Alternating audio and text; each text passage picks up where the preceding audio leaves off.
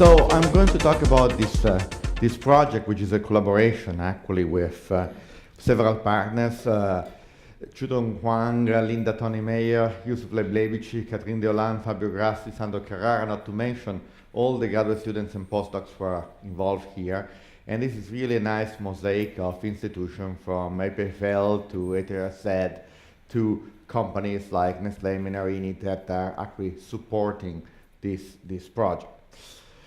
So what are our objectives? The objective is to design an implantable wearable system for the continuous monitoring of human metabolism.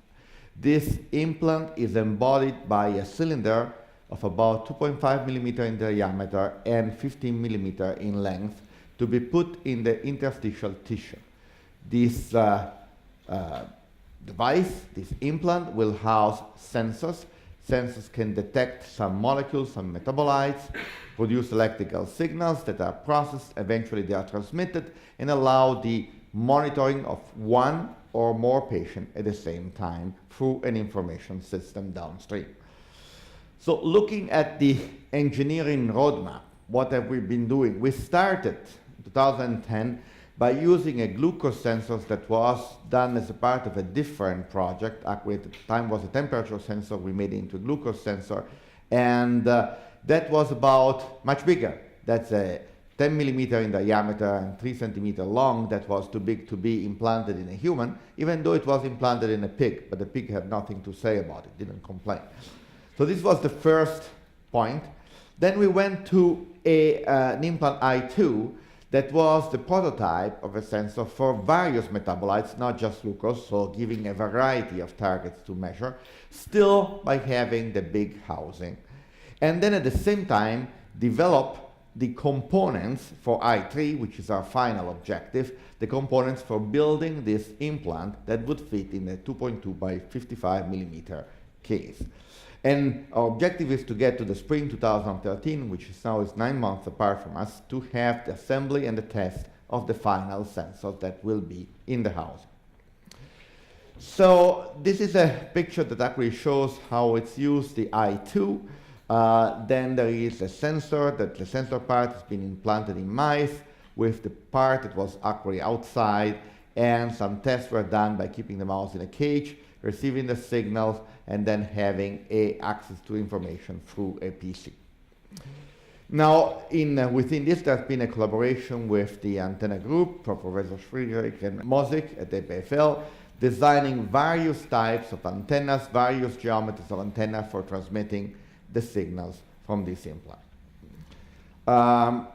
Now, we're working on this prototype I3 just to give you an idea of how that is. This is a blow-up. So there's an outside case which is flexible. This is developed in collaboration with Mike Optenbeck at IMEC.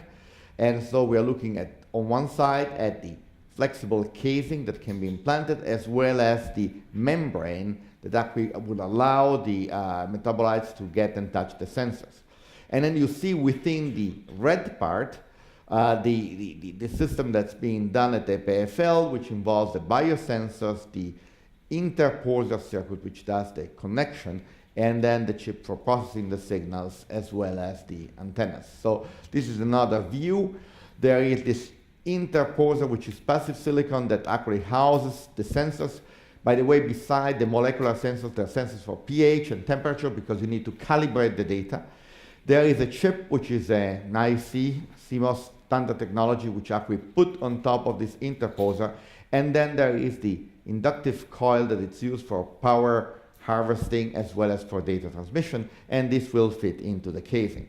So now if you want to see what's been achieved, this picture here would show the interposer with the 5 areas for the sensors on it.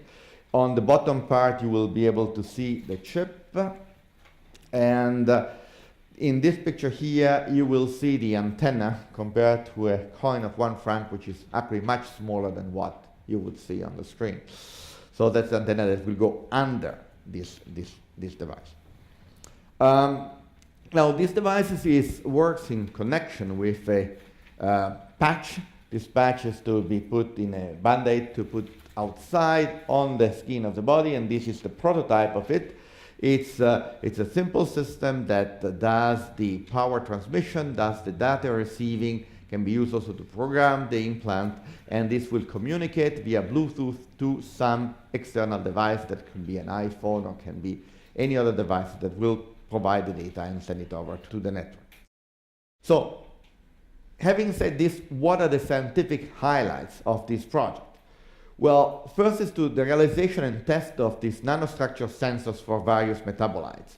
Our objective is not to sense one metabolite, it's to be able to do simultaneous, continuous, multi-metabolite sensing with high sensitivity and a limit of detection which is lower than what is typically done by sensors of this type.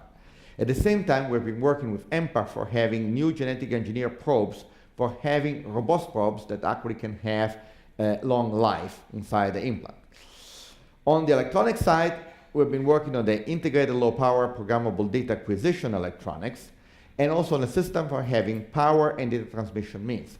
Because an implant which is inside the body is best if relies with no batteries. It's best if energy is provided at the time in which you want to have the information.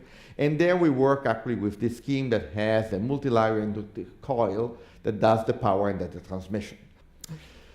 So in conclusions, implantable ironic is a contribution to bioengineering. The idea is to design a versatile biosensing platform.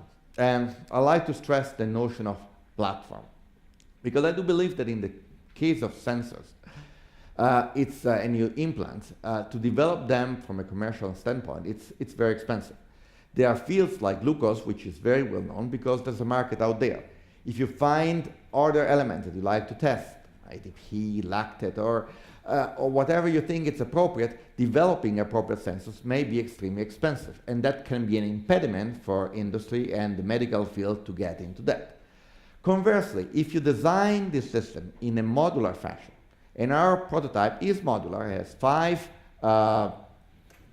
five areas that can be personalized to sense different metabolites. If you have electronic which is modular, you basically bring to this biosensor design concepts that come from microelectronics, from standard cell design, and so on. So the notion of a common platform helps reducing the cost, because eventually you can think that manufacturers could have one platform for various applications that then can be personalized to the specific type of pathological analysis. And therefore that will correlate to volume production of the devices, reduction of cost, and therefore commercial feasibility, and therefore advance of science and medical practice. So what's very interesting here is the fusion of various disciplines that come in, from the biochemistry of the surface to the electronics to the data processing. And we had, as I said, the notion of testing animals that are being successful.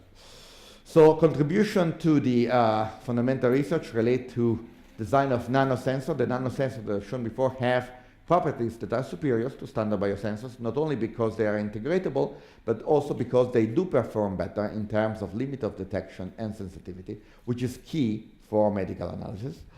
And then, of course, the design of novel electronic circuits for low power, low noise data acquisition, and energy harvesting methods. So I would think that this area is very interesting per se for engineering, for science, and also there are some branching out to other disciplines that are very significant. I'd like to thank all the people who have been working on Ironic that actually make this project possible. Thank you very much, and thank you to partner Menarini, actually, that provided us with devices and with technical